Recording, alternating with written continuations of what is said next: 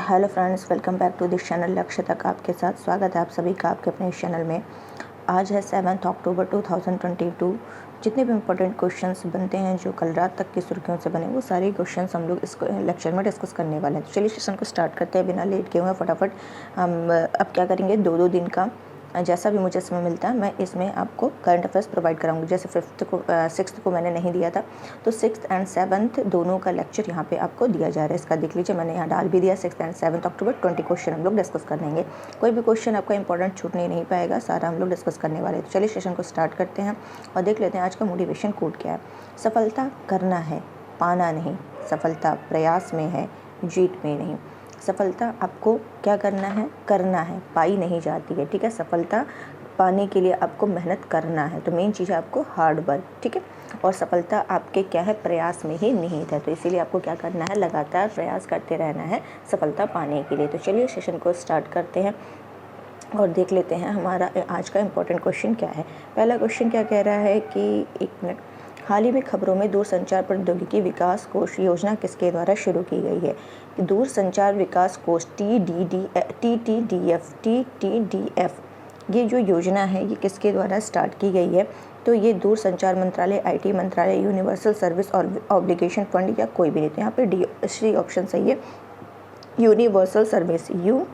Universal service organisation fund के द्वारा TTDF start किया गया। यानी दूरसंचार प्रौद्योगिकी विकास कोष जो है ये यूनिवर्सल सर्विस ऑब्लिगेशन फंड के द्वारा स्टार्ट की गई है। अगर हम दूरसंचार प्रौद्योगिकी विकास कोष की बात करें तो इसका उद्देश्य क्या है, जो अत्याधुनिक दूरसंचार हैं उन और प्रौद्योगिकी हैं उनका निर्माण करना और ग्रामीण और दूर दराज के जो क्षेत्र हैं वहाँ पे सस्ती ब्रॉडबैंड और मोबाइल सेवाओं के प्रसार को क्या करना, सुलभ बनाना है। ये इसका क्या है, उद्देश्य। चलते हैं सेकंड क्वेश्चन देख लेते हैं। हाल ही में घोषित दुनिया का सबसे बड़ा इंपॉर्टेंट क्वेश्चन है।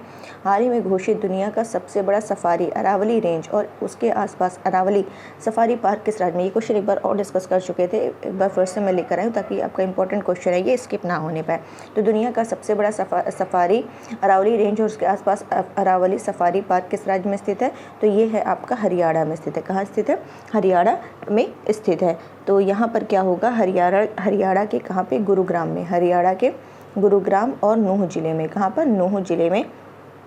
यहाँ भीतर इसके 10,000 एकड़ क्षेत्र को ये क्या करेगा, कवर करेगा। और ये के जो पर्यावरण मंत्रालय है और हरियाणा सरकार, इनकी क्या है, संयुक्त पहल है। किसकी, पर्यावरण मंत्रालय और हरियाणा सरकार के द्वारा क्या है, इनकी संयुक्त पहल है। तो ये आपको ध्यान रखना। तो ये सबसे बड़ी है। वर्तमान में देखा जाए तो अफ्रीका का शारजाह, कहाँ का, अफ्रीका का शारजाह यहाँ पर सबसे बड़ा सफारी पार्क था। अभी तक 2000 एकड़ में था। अब जो है हरियाणा के गुरुग्राम और नूह जिले में स्टार्ट होने वाला है। नोबेल पुरस्कार के संबंध में बताना है, कथनों पर विचार करना। तो चलिए देख लेते हैं ये नोबेल पुरस्कार। तो यहाँ पर क्या कह रहा है, स्वीडिश वैज्ञानिक अल्फ्रेड नोबेल की वसीयत ने 1895 में 5 नोबेल पुरस्कारों की स्थापना की। इसमें नोबेल पुरस्कार कई बार हम लोगों ने डिस्कस किया लेक्चर में, आज भी हमारे क्वेश्चंस में है। तो ये क्या है, कैसे, इसके बारे में बेसिक जान लेते हैं कि स्वीडिश वैज्ञानिक अल्फ्रेड नोबेल की वसीयत ने 1895 में 5 नोबेल पुरस्कारों की स्थापना की। चलिए ठीक है, आगे देख लेते हैं कि 5 नोबेल पुरस्कारों की स्थापना की। तो इस हिसाब से ये स्टेटमेंट क्या है, सही है। नेक्स्ट कह रहा है, शांति के लिए नोबेल पुरस्कार बाद में नॉर्वेजियन संसद के आदेश पर जोड़ा गया, जो अभी भी शांति पुरस्कार विजेता का क्या करती है, चुनाव करती है। तो क्या ये सही है कि नहीं है। तो चलिए इसको देख लेते हैं कि सही है या नहीं है, कि शांति के लिए नोबेल पुरस्कार बाद में नॉर्वेजियन जो है ये कह रहा है संसद के आदेश पर जोड़ा गया। ठीक है, और देख लेते हैं कि स्टेटमेंट इनमें से कौन सा कथन सही है। तो केवल एक कथन सही है, दूसरा सही नहीं है। कि नोबेल पुरस्कार जो है ये रसायन विज्ञान, साहित्य, शांति, भौतिकी और शारीरिक क्रिया विज्ञान यानी फिजियोलॉजी या चिकित्सा के क्षेत्र में प्रदान किया जाता है। नोबेल पुरस्कार किसके लिए दिया जाता है, रसायन और साहित्य, शांति, भौतिकी और फिजियोलॉजी या चिकित्सा के क्षेत्र में प्रदान किया जाता है। ठीक है, तो इसलिए ये जो है आपका दूसरा स्टेटमेंट सही नहीं है, पहला स्टेटमेंट सही है। भौतिक और रसायन विज्ञान में नोबेल पुरस्कार के लिए क्या करते हैं, royal Swedish academy of sciences. Physical या मेडिसिन में नोबेल पुरस्कार के लिए कोरोलिस्का संस्थान। साहित्य में नोबेल पुरस्कार के लिए क्या है, साहित्य के लिए कौन देता है, स्वीडिश अकादमी। और नोबेल शांति पुरस्कार के लिए नॉर्वेजियन संसद द्वारा चुने जाने वाले 5 व्यक्तियों की एक समिति होती है। तो ये सारा आपको ध्यान रखना है। तो चलते हैं नेक्स्ट क्वेश्चन की तरफ। प्रतिवर्ष अंतर्राष्ट्रीय शिक्षक दिवस कब मनाया जाता है? तो 5 अक्टूबर को मनाया जाता है। कब मनाया जाता है? 5 अक्टूबर को मनाया जाता है। प्रतिवर्ष अंतर्राष्ट्रीय शिक्षक दिवस कब मनाया जाता है? 5 अक्टूबर को मनाया जाता है। इस दिन ये भी मनाया जाता है, क्या मनाया जाता है इसको भी देख लेते हैं। इस दिन 2 डे इम्पोर्टेंट डे होते हैं, वो हम लोग डिस्कस कर लेते हैं। तो पहले देख लेते हैं कि ये जो 5 अक्टूबर है अंतर्राष्ट्रीय शिक्षक दिवस जो है, इसमें ये कब से 1966 से ही इसको मनाने का निर्णय लिया गया था। किसको? अंतर्राष्ट्रीय शिक्षक दिवस को। और ये तो अंतर्राष्ट्रीय, लेकिन राष्ट्रीय शिक्षक दिवस 5 सितंबर को मनाते हैं, ये ध्यान रखना। और जो इस बार अंतर्राष्ट्रीय शिक्षक दिवस है उसकी थीम क्या है? इसकी थीम क्या है? तो थीम है, एक मिनट, थीम देख लेते हैं कि इसकी थीम क्या है। वो है द ट्रांसफॉर्मेशन, यहाँ लिख दे रही हूँ, the transformation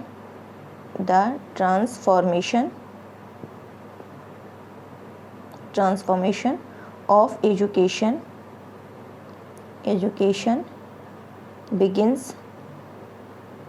begins with teacher. तो ये इसका क्या है? थीम है। और ये इम्पोर्टेंट क्वेश्चन है, आपको ध्यान रखना है। अगर हम ये कहें कि 5 अक्टूबर को एक और दिवस मनाया जाता है, इम्पोर्टेंट है, वो है क्या नाम है? राष्ट्रीय डॉल्फिन दिवस। क्या है? ये भी इम्पोर्टेंट क्वेश्चन है। इसी क्वेश्चन में आपको दोनों में बता दे रही हूँ। राष्ट्रीय डॉल्फिन दिवस क्या है? राष्ट्रीय डॉल्फिन दिवस। क्यों राष्ट्रीय डॉल्फिन दिवस 5 अक्टूबर को मनाते हैं? क्योंकि 5 अक्टूबर 2009 को क्या किया गया था? जो गंगेटिक डॉल्फिन है, क्या है? गंगेटिक डॉल्फिन है, इसको राष्ट्रीय जलीय जीव घोषित किया गया था। क्या किया गया था? राष्ट्रीय जलीय जीव घोषित किया गया था। राष्ट्रीय जलीय जीव घोषित किया गया था। कब? 5 अक्टूबर 2009 को गंगेटिक डॉल्फिन को राष्ट्रीय जलीय जीव घोषित किया गया था। तो इस तरीके से कि ये 5 अक्टूबर को मनाया जाता है, यही इसका रीज़न है। और पहली बार ये कब मनाया गया? पहली बार 5 अक्टूबर 2022 को ये पहली बार मनाया गया। किसके द्वारा ये मनाया गया? पर्यावरण मंत्रालय के द्वारा ये पहली बार मनाया गया। तो इस तरीके से ये क्वेश्चन भी आपके लिए बहुत इंपॉर्टेंट है, ध्यान रखिएगा। 5 अक्टूबर डॉल्फिन दिवस और 5 अक्टूबर अंतर्राष्ट्रीय टीचर्स दिवस। चलते हैं नेक्स्ट क्वेश्चन की तरफ। किसे हाल ही में UNHCR नॉनसेन शरणार्थी पुरस्कार 2022 से सम्मानित करने की घोषणा की गई है। क्या क्वेश्चन कह रहा है कि किसे हाल ही में UNHCR नॉनसेन शरणार्थी पुरस्कार 2022 से सम्मानित की घोषणा की गई है? तो किसको की गई है? एंजेला मर्केल को की गई है। किसे की गई है देने की घोषणा? एंजेला मर्केल को देने की घोषणा की गई है। एंजेला मर्केल कौन है? ये जर्मनी की पूर्व चांसलर हैं। कौन है? जर्मनी की पूर्व चांसलर हैं। ठीक है, तो इन्हें क्यों दिया गया? तो जर्मनी में जो शरणार्थी समस्या थी, इसी से निपटने में इन्होंने क्या किया? महत्वपूर्ण योगदान दिया, इसीलिए इनको ये दिया गया। और एंजेला मर्केल को यूनेस्को का शांति पुरस्कार भी प्रदान किया जा चुका है। नेक्स्ट क्वेश्चन, रसायन विज्ञान में नोबेल पुरस्कार 2022 किसे दिया गया? तो किसे दिया गया? आर बर्टोल्ची, मोर्टन मिल्डर, के बैरी शार्पलेस, उपयुक्त सभी। तो किसे दिया गया? उपयुक्त सभी को दिया गया। इसका ट्रिक मैंने एक बना करके भी डाला था शॉर्ट्स में, उसको देख लीजिएगा, बट यहाँ भी मैं बता दे रही हूँ। जैसे कि क्या आपको जानना है कि यहाँ पे मैंने बताया कि चिकित्सा के भी, एक मिनट, किस में बताया? रसायन में। तो रसायन का आप कह दो केमिस्ट, केमिस्ट्री से होता है, केमिस्ट्री होता है ना रसायन। तो आप यहाँ से केमिस्ट्री का केमिस्ट उठा लो कि केमिस्ट का क्या है? बेटा। केमिस्ट का बटा लिखा है तो केमिस्ट का बेटा ले लो। केमिस्ट का बेटा क्या है? मेल्डल। मेल्डल का मतलब क्या है? मेंटल है। केमिस्ट का जो बेटा है वो क्या है? मेंटल है। और क्या है? वेरी शार्पलेस है। क्या है? वेरी शार्पलेस है। केमिस्ट का बेटा मेंटल और वेरी क्या है? शार्पलेस है। तो इस तरीके से आप इसको याद कर सकते हैं। चलते हैं नेक्स्ट क्वेश्चन की तरफ। यहाँ मैंने दे दिया है, हर स्टार्ट किस विश्वविद्यालय, हर स्टार्ट एक पहल है, किस विश्वविद्यालय के द्वारा बनाया गया एक स्टार्टअप प्लेटफॉर्म है। तो हर स्टार्ट जो है किसके द्वारा बनाया गया एक प्लेटफॉर्म है? ये है गुजरात विश्वविद्यालय के द्वारा। किसके द्वारा है? गुजरात विश्वविद्यालय के द्वारा। तो ये गुजरात विश्वविद्यालय के द्वारा क्या किया गया है? इस स्टार्टअप का निर्माण किया गया है।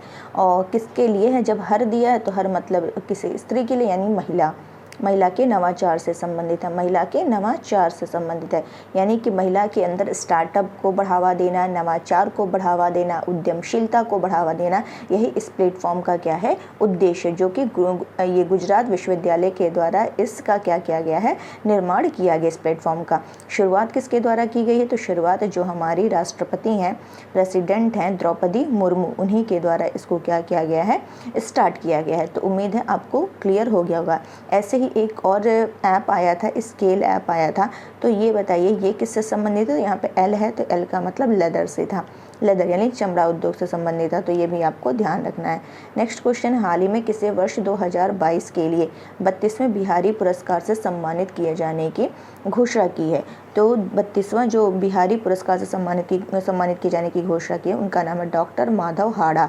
32वां माधव हाड़ा, ठीक है, माधव हाड़ा, इन्हीं को क्या किया गया है, ये पुरस्कार दिए जाने की क्या की गई है, घोषणा की गई है। ये देखा जाए तो 1900 ये पुरस्कार जो था, बिहारी पुरस्कार जो था, ये 1991 में स्थापित किया गया था। और ये पुरस्कार जो राजस्थान से ताल्लुक़ रखते हैं उन ऐसे लेखकों को दिया जाता है जो 7 साल से राजस्थान में रह रहे हों, या फिर राज्य के वहाँ के मूल निवासी हों, या किसी भी देश के हिस्से में रह रहे हों, ये आपको ध्यान रखना है। और यह पुरस्कार हर साल जो है किसके लिए दिया जाता है, हिंदी या राजस्थानी भाषा में प्रकाशित रचना के लिए ये दिया जाता है। हिंदी या राजस्थानी भाषा में प्रकाशित किसी रचना के लिए ये पुरस्कार दिया जाता है।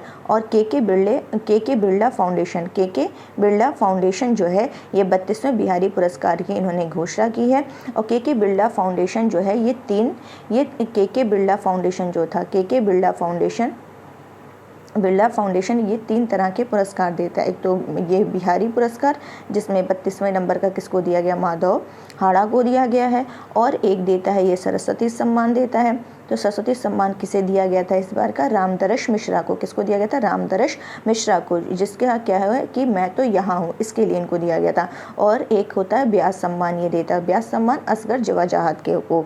तो ये आपको ध्यान रखना है। तो ये जो माधव हाड़ा को ये 32वां बिहारी पुरस्कार दिया गया है, ये इनका एक आलोचना है, इनकी साहित्यिक आलोचना रचना है जिसका नाम है पंचरंग। क्या है,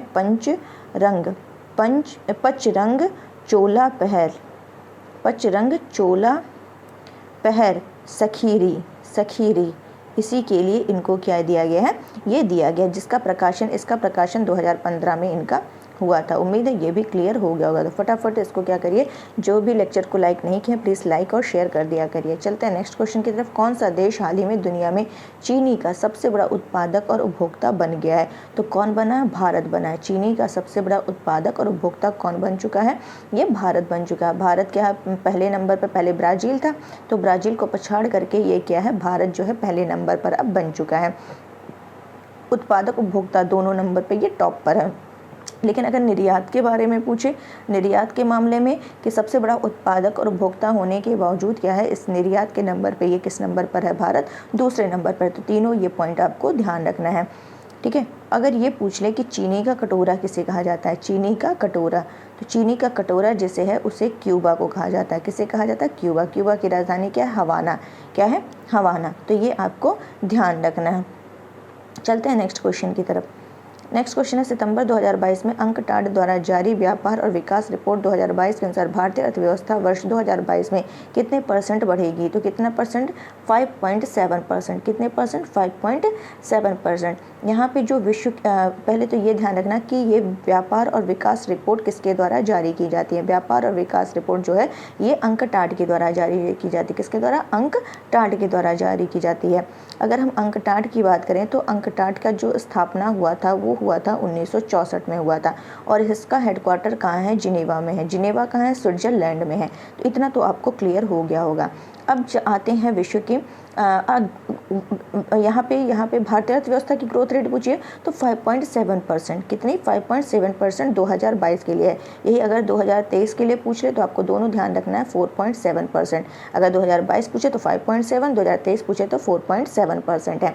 अगर क्वेश्चन यहाँ पे छोड़ करके ये पूछ ले कि विश्व की अर्थव्यवस्था की ग्रोथ, विश्व की जो ग्रोथ रेट है वो बताइए। तो 2022 में विश्व की अगर ग्रोथ रेट पूछा जाए तो वो है 2.6%, और 2023 में अगर पूछा जाए तो वो हो जाएगा 2.2%। इतनी कम क्यों है, ये भी पूछा आपके माइंड में क्वेश्चन आना चाहिए, आखिर इतनी कम क्यों है विश्व की अर्थव्यवस्था की ग्रोथ रेट। तो उसका कम होने का कारण एक मेन जो है यूक्रेन और रशिया का युद्ध है। क्या है, यूक्रेन और रशिया का युद्ध है, ये इसकी ग्रोथ के कम होने का कारण है। चलते हैं नेक्स्ट क्वेश्चन की तरफ। किस भारतवंशी को विश्व स्वास्थ्य संगठन कार्यकारी बोर्ड में अमेरिका का प्रतिनिधि नियुक्त किया गया है? तो किसको नियुक्त किया गया? डॉक्टर विवेक मूर्ति को नियुक्त किया गया। किसे किया गया है? डॉक्टर विवेक मूर्ति को किया गया है। अगर हम WHO की बात करें, WHO, तो WHO का जो गठन है वो कब हुआ था? WHO का इसका हुआ था 1948 में। कब हुआ था? 1948 में हुआ था। कब? 7 अप्रैल 1948 को। इसका हेडक्वार्टर कहाँ है? जिनेवा, स्विट्जरलैंड में है। तो ये भी क्लियर हो गया होगा। नेक्स्ट क्वेश्चन, हाल ही में समाचारों में रहा रॉसोंग 17 क्या है? ये क्या है? तो ये आपका है उत्तर कोरिया की कॉन्टिनेंटल बैलिस्टिक मिसाइल है। क्या है? ये उत्तर कोरिया की, नॉर्थ कोरिया की क्या है? इंटरकॉन्टिनेंटल बैलिस्टिक मिसाइल है। तो क्वेश्चन एक बार डिस्कस कर चुके थे, तो अभी रिसेंट कल ही द हिंदू में था, तो मैंने सोचा एक बार और रिवीजन के तौर पर इसको मैं ले लेती हूँ। तो ये किसका है? उत्तर कोरिया का क्या है? ICBM है, यानी इंटरकॉन्टिनेंटल बैलिस्टिक मिसाइल है। चलते हैं नेक्स्ट क्वेश्चन की तरफ। किसे FIH women's rising stars of the year 2021-22 चुना गया है? फिर से क्वेश्चन को पढ़ते हैं। कह रहा है किसे FIH women's rising star of the year 2021-22 चुना गया। तो किसे चुना गया? मुमताज़ खान को चुना गया। किसे चुना गया? मुमताज़ खान को चुना गया है। ठीक है, अब इसमें हम देख लेते हैं कि ये हॉकी फेडरेशन के द्वारा चुना गया। किसके द्वारा? हॉकी फेडरेशन के द्वारा चुना गया है। मतलब कि साल का सर्वश्रेष्ठ प्लेयर का खिताब। अगर इसमें ये पूछ ले महिला श्रेणी में, तो महिला श्रेणी में विमेंस में पूछा है तो मुमताज़ खान है, और मुमताज़ खान कहाँ की हैं? लखनऊ की हैं। कहाँ की हैं? लखनऊ की हैं। लेकिन यही अगर ये पुरुष श्रेणी में पूछ ले तो कौन है? हिमोती क्लेमेट हैं। कौन है? हिमोती क्लेमेट हैं, जो कि कहाँ के हैं? फ्रांस के हैं। हिमोती क्लेमेट कहाँ के हैं? फ्रांस के हैं। तो ये आपको ध्यान रखना है। अगर एक क्वेश्चन और इससे संबंधित पूछा जा सकता है, क्या पूछा जा सकता है वो भी मैं आपके लिए डिस्कस कर देती हूँ। जैसे कि ये पूछ ले कि एक मिनट, FIH ये पूछ ले कि FIH में इसमें सर्वश्रेष्ठ गोल कीपर का खिताब किसने जीता है? सर्वश्रेष्ठ गोल कीपर का खिताब किसने जीता है? तो पुरुष श्रेणी में, पुरुष में पूछे तो क्या हो जाएगा? PR श्रीजेश हो जाएंगे। PR श्रीजेश हो जाएंगे। और महिला श्रेणी में देखा जाए तो सविता पुनिया हो जाएंगी। कौन? सविता पुनिया। तो ये भी आपको ध्यान रखना। क्या क्या मैंने बोला कि अगर विमेन राइजिंग स्टार में सर्वश्रेष्ठ, मतलब इसमें पूछ ले FIH द्वारा किसे सर्वश्रेष्ठ प्लेयर का खिताब दिया गया है, तो मुमताज़ खान महिला श्रेणी में, जो कि लखनऊ से हैं, और पुरुष श्रेणी में हिमोती क्लेमेट को दिया गया, फ्रांस के जो हैं। लेकिन अगर यहीं पूछ ले कि सर्वश्रेष्ठ गोलकीपर का खिताब किसे दिया गया, तो पुरुष श्रेणी में PR श्रीजेश को, और महिला श्रेणी में सविता पुनिया को दिया गया है। और PR श्रीजेश की अगर हम बात करें तो PR श्रीजेश जो हैं ये मेजर ध्यानचंद अवार्ड 2021 जीतने वाले भी व्यक्ति हैं। और world game athletes of the year भी PR श्रीजेश बने हैं। ये भी आपको ध्यान रखना। चलते हैं नेक्स्ट क्वेश्चन की तरफ। मेघालय के राज्यपाल के रूप में अतिरिक्त प्रभार किसने ग्रहण किया है? तो BD मिश्रा ने ग्रहण किया है। किसने किया है? BD मिश्रा ने किया है। ये आंध्र प्रदेश के क्या हैं? आंध्र प्रदेश के राज्यपाल हैं, जो कि क्या है? मेघालय का अतिरिक्त प्रभार इन्होंने ग्रहण किया है। मेघालय के CM कौन है? कॉनराड संगमा है। कौन है? कॉनराड संगमा। तो ये भी आपको ध्यान रखना है। नेक्स्ट क्वेश्चन क्या कह रहा है? गतिशक्ति पोर्टल लॉन्च करने वाला भारत का पहला राज्य कौन सा है? तो वो कौन सा है? गुजरात है। गुजरात। गतिशक्ति इंपॉर्टेंट क्वेश्चन है। गतिशक्ति पोर्टल लॉन्च करने वाला भारत का पहला राज्य कौन सा है? वो है गुजरात है। अब ये है क्या, मतलब गतिशक्ति पोर्टल लॉन्च करने के लिए इसका उद्देश्य क्या? चलो ये तो लॉन्च हो गया, तो ये उद्देश्य क्या है इसका? तो जब ये जो पोर्टल लॉन्च हो जाएगा तो इसका उद्देश्य होगा कि जो आधारभूत संरचनाएं हैं उससे संबंधित जितनी भी परियोजनाएं हैं उसका क्या होगा? त्वरित उत्पादन करना है। इसका उद्देश्य है कि आधारभूत संरचना से संबंधित जो भी परियोजनाएं हैं उनका त्वरित उत्पादन करना। अब जब त्वरित उत्पादन होगा तो इससे हमारा क्या बचेगा? मनी भी बचेगा, लागत, ठीक है, लागत, समय, ये सारे क्या हैं? कम लगेंगे।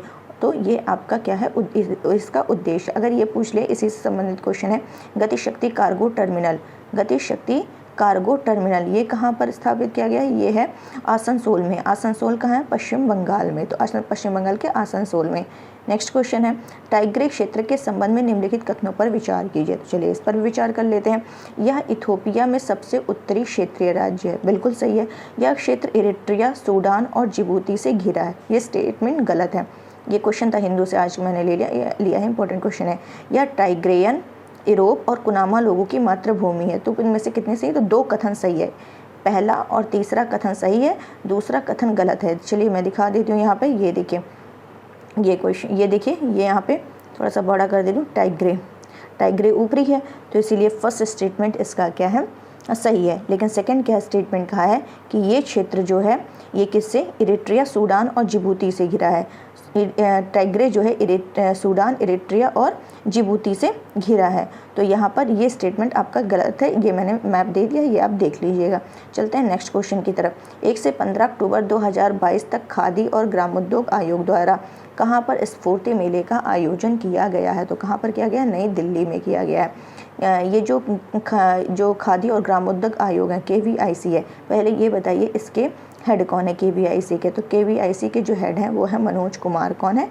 मनोज कुमार है। पहला तो ये ध्यान रखना है। और ये सेकंड क्वेश्चन ये ध्यान रखना, KVIC जो है किस मंत्रालय के अधीन है? तो ये आती है MSME मंत्रालय के अधीन आती है। अब MSME मंत्रालय बोल दिया तो MSME मंत्री कौन है? तो नारायण राणे हैं। क्या है? नारायण राणे हैं, नारायण राणे। तो ये भी आपको ध्यान रखना है। और ये KVIC जो है ये किस एक्ट के तहत इसका स्थापना हुआ था? 1956 एक्ट के तहत इसकी स्थापना हुई थी। इसका उद्देश्य क्या है? ये जो स्फूर्ति मेला किया गया है, स्फूर्ति मेला, इसका आयोजन, इसका उद्देश्य क्या है? तो इसका उद्देश्य है कि त्यौहार इतने सारे आ रहे हैं, तो त्यौहार से पहले जो है जो हमारे स्वदेशी सामान है, त्यौहार से पहले स्वदेशी सामान को क्या करना? बढ़ावा देना, ये इसका उद्देश्य है।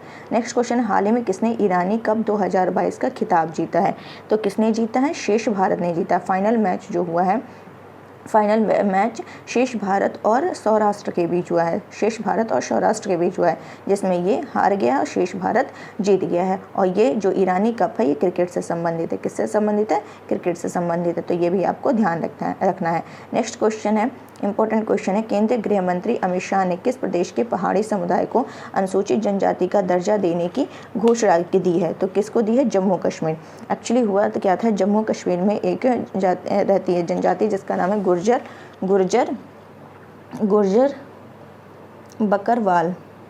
बकरवाल। तो इसको अनुसूचित जनजाति का दर्जा दिया। और एक है पहाड़ी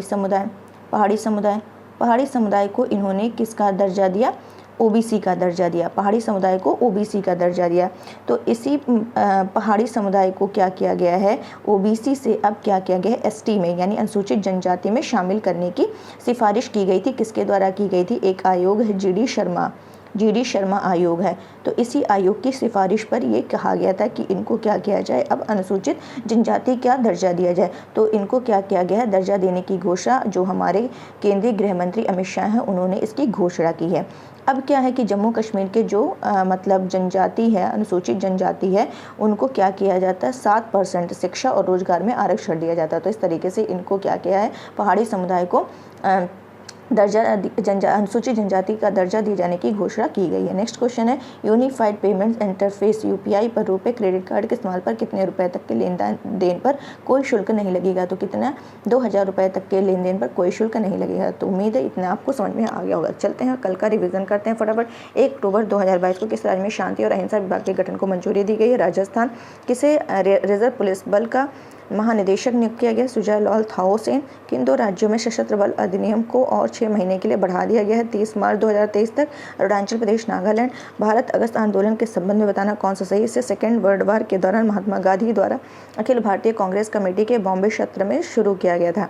ठीक है, इस आंदोलन के दौरान गांधी जी ने लोगों को करो या मरो का नारा दिया था। तो दोनों सही है।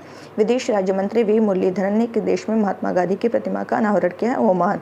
किसे फिजियोलॉजी मेडिसिन के क्षेत्र में नोबेल पुरस्कार सम्मानित किए जाने की घोषणा की गई? स्वांते पावो। नेक्स्ट क्वेश्चन है, कौन सा रोग कैडमियम प्रदूषण के कारण होता है? इटाई। किस राज्य ने Mahatma Gandhi rural industrial park योजना का प्रदेशव्यापी शुभारंभ किया? छत्तीसगढ़। UNSDG एक्शन अवार्ड में चेंज मेकर पुरस्कार से सम्मानित सृष्टि बख्शी को किया गया है। किसे चुनाव आयोग का नेशनल आइकॉन बनाया गया? पंकज त्रिपाठी। FIBA महिला बास्केटबॉल विश्व कप 2022 का खिताब किसने जीता? अमेरिका। विश्व पर्यावरण दिवस हर साल कब मनाया जाता है? अक्टूबर के पहले सोमवार। शस्त्र रामानुजम पुरस्कार वर्ष 2022 के लिए किसे दिया गया? यूनकिंग टैंक को दिया गया है। नेक्स्ट है तुरतुक कहाँ स्थित है? नुब्रा घाटी, लद्दाख। प्रधानमंत्री युवा लेखक मार्गदर्शन योजना युवा 2.0 की शुरुआत हाल ही में कब की गई? 2 अक्टूबर 2022 को। कहाँ पर 15वां अंतर्राष्ट्रीय सूफी रंग महोत्सव आयोजित किया गया है? राजस्थान के अजमेर में। किसे उपचुनाव आयुक्त नियुक्त किया गया है? अजय भादु को। किसने रोड सेफ्टी वर्ल्ड सीरीज 2022 का खिताब जीता है? India legends. भारत निर्वाचन आयोग ने ऑल इंडिया रेडियो के सहयोग से मतदाता जागरूकता के लिए किस कार्यक्रम का शुभारंभ किया? मतदाता जंक्शन। फिजिक्स के में किसे मिला है? तो एलन एस्पेक्ट को मिला है, जॉन एफ क्लॉजर को मिला, एंटोन जिलिंगर को मिला, सभी को मिला है। तो ये आपको मैंने दे दिया। तो उम्मीद है आपको सारे क्वेश्चन सारे अच्छे से क्लियर हो गए हों। तो आप प्लीज़ इससे ज़्यादा से ज़्यादा लाइक करिए, शेयर करिए, सब्सक्राइब करिए। आप लोग का सपोर्ट बहुत ज़रूरी है, तो प्लीज़ सपोर्ट बनाए रखिए। और बाकी हम मेहनत आपके लिए करने के लिए तैयार हैं। तो बस इसके लिए आपको बस लाइक करना है, शेयर करिए। और आज के लिए बस इतना ही रखते हैं, फिर मिलते हैं कल। और अभी थोड़ी देर बाद आपको आज का जो पेट एग्ज़ाम देने जा रहे हैं तो वो टेस्ट सीरीज ज़रूर देखें, आपको उससे बहुत फ़ायदा मिलने वाला है। तो ज़रूर देखें इसको। तो चलिए आज के लिए बस इतना ही रखना है। Thank you so much.